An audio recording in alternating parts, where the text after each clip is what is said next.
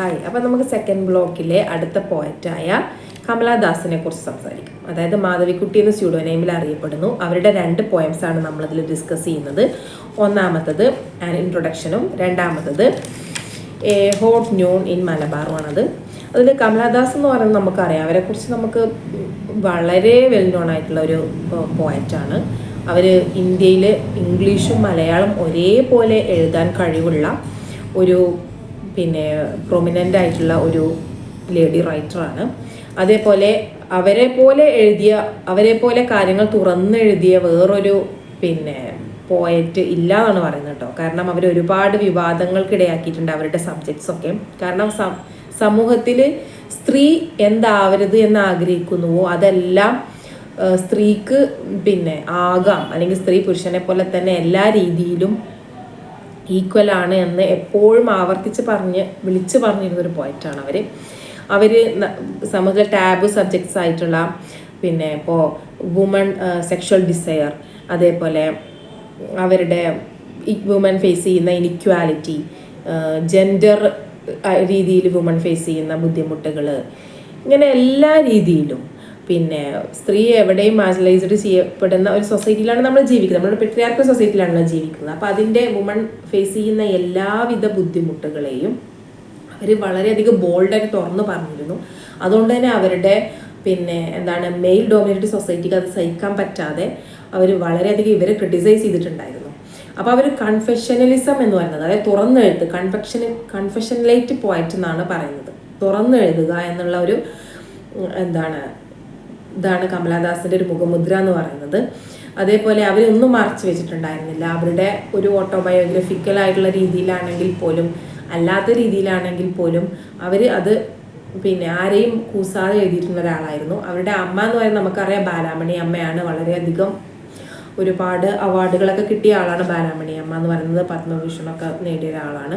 അതേപോലെ അച്ഛൻ എന്ന് പറയുന്നത് മാതൃഭൂമി ചീഫ് എഡിറ്റർ ആയിരുന്നു.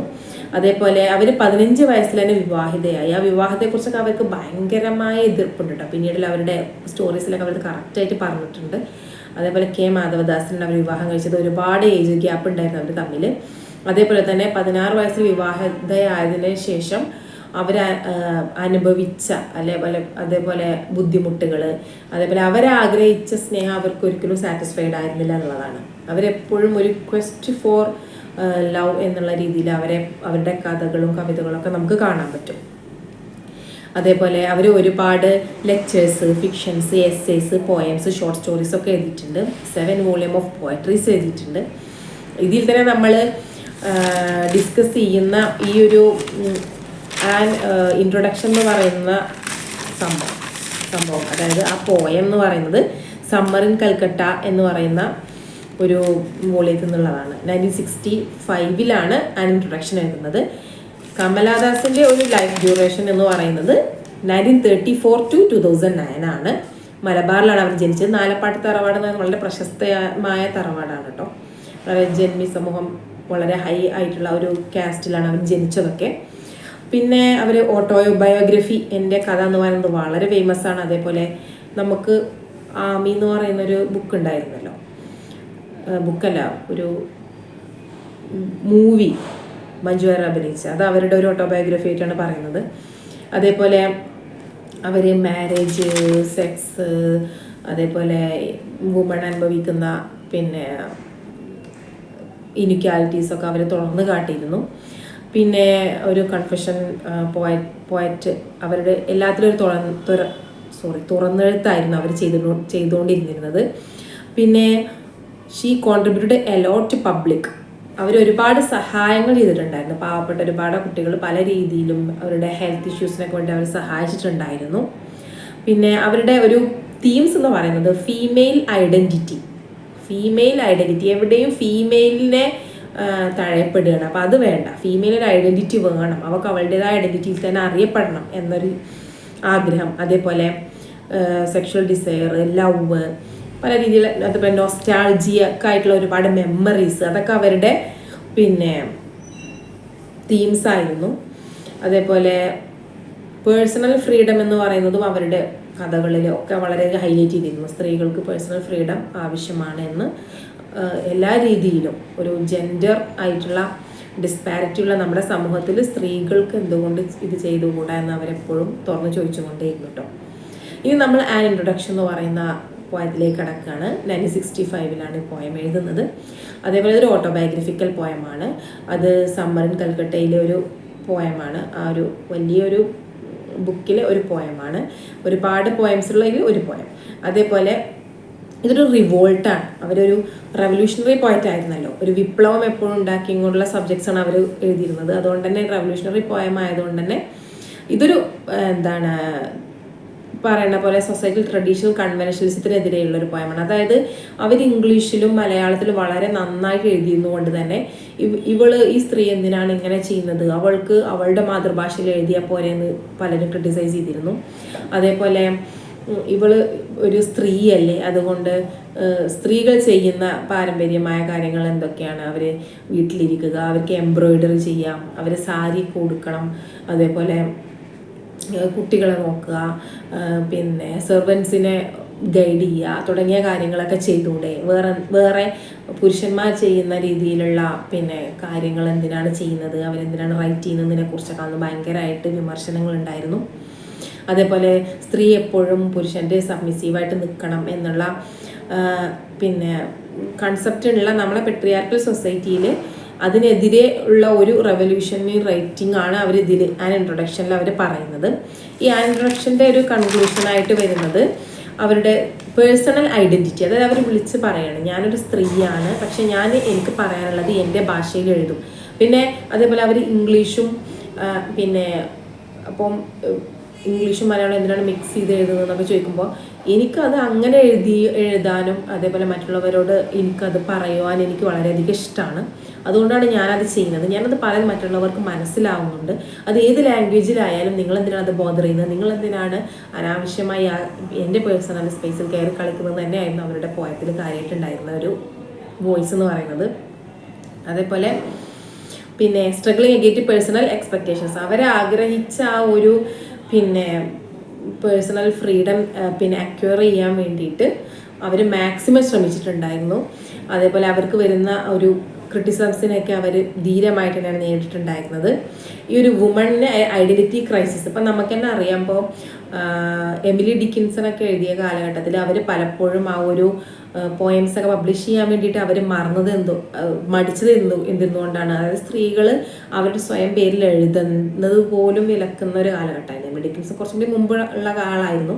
അപ്പോൾ ആ ഒരു കാലഘട്ടത്തിൽ പിന്നെ സ്ത്രീ എഴുതിയാൽ തന്നെ അതൊരു തെറ്റായി കാണുന്നൊരു കാലഘട്ടം ഉണ്ടായപ്പോഴാണ് സ്ത്രീകൾ അങ്ങനെ ഒരു സ്യൂഡോനെയിമിലേക്കൊക്കെ മാറിയത്. അപ്പോൾ അതേപോലെ ഞാനൊരു എൻ്റെ വോയിസിൽ തന്നെ പറയും, ഞാൻ എൻ്റെ വോയിസിൽ തന്നെ എഴുതും, ഞാൻ എനിക്കിഷ്ടമുള്ള പോലെ മറ്റുള്ളവർക്ക് കൺവേ ചെയ്യും. ഞാൻ പറഞ്ഞത് മറ്റുള്ളവർക്ക് മനസ്സിലാകുന്നുണ്ട്, പിന്നെ നിങ്ങൾക്ക് എന്താണ് പ്രശ്നം എന്ന രീതിയിൽ അവർ ചോദിച്ചിട്ടുണ്ട്.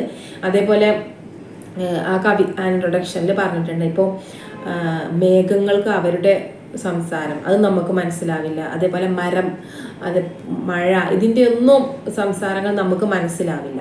പക്ഷേ ഞാൻ സംസാരിക്കുന്ന ലാംഗ്വേജ് മറ്റുള്ളവർക്ക് മനസ്സിലാകുന്നത് തന്നെയാണ്. അതിപ്പം പെർഫെക്റ്റ് അല്ലെങ്കിൽ പോലും, ഇംപെർഫെക്ഷൻസ് ഉണ്ടെങ്കിൽ പോലും, പിന്നെ ഇംഗ്ലീഷും മലയാളവും ഒക്കെ മിക്സ് ചെയ്ത് കണ്ടാണ് ഞാൻ പറയുന്നത് എങ്കിൽ പോലും അത് മറ്റുള്ളവർക്ക് മനസ്സിലാകുന്നുണ്ടോ എന്നുള്ളതാണ് പറയുന്നത്.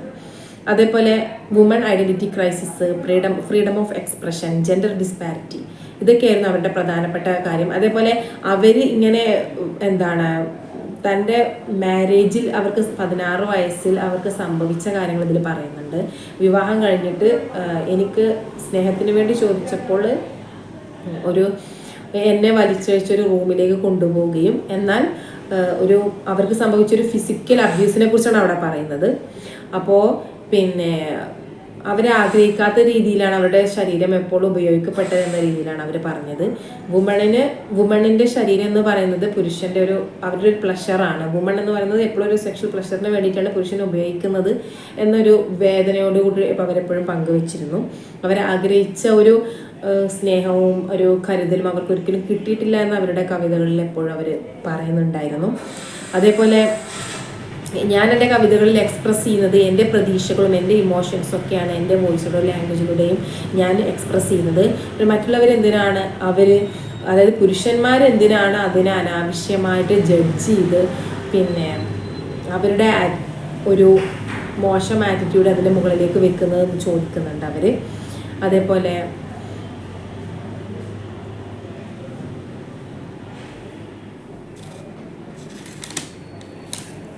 ഞാൻ ഉപയോഗിക്കുന്ന ഭാഷ എന്ന് പറയുന്നത് എൻ്റെ ഫ്രീഡമാണ്, അത് എൻ്റെ സ്വന്തമാണ് എന്ന് അവർ പറയുന്നുണ്ട്.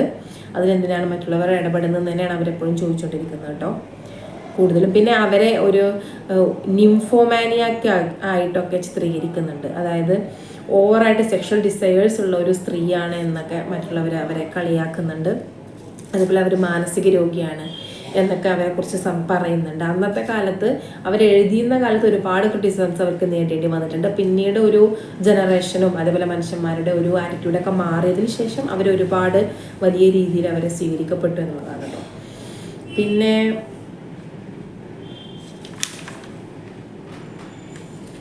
പിന്നെ അതേപോലെ ഈ സ്ത്രീയിൽ എന്താണ് സമൂഹത്തിലുള്ള ഒരു എക്സ്പെക്റ്റേഷൻസ് എന്ന് പറയുന്നത്, സ്ത്രീ പിന്നെ അവരുടേതായ ഒരു സാരിയൊക്കെ എടുത്ത് വീട്ടിൽ അടങ്ങി ഒതുങ്ങി പുരുഷൻ പറയുന്നതിനനുസരിച്ച് കുട്ടികളെ നോക്കി കുക്കിങ്ങിനെ ഇഷ്ടപ്പെട്ട് എംബ്രോയിഡറി ഇഷ്ടപ്പെട്ട് ചെടികളെ ഇഷ്ടപ്പെട്ട് മാത്രം ജീവിക്കണം, വേറൊന്നും ചെയ്യണ്ട എന്ന് പറയുന്ന ഒരു അതിനെക്കുറിച്ച് ഇതിലെ വരികളിലൂടെ ചോദിക്കുന്നുണ്ട്. പിന്നെ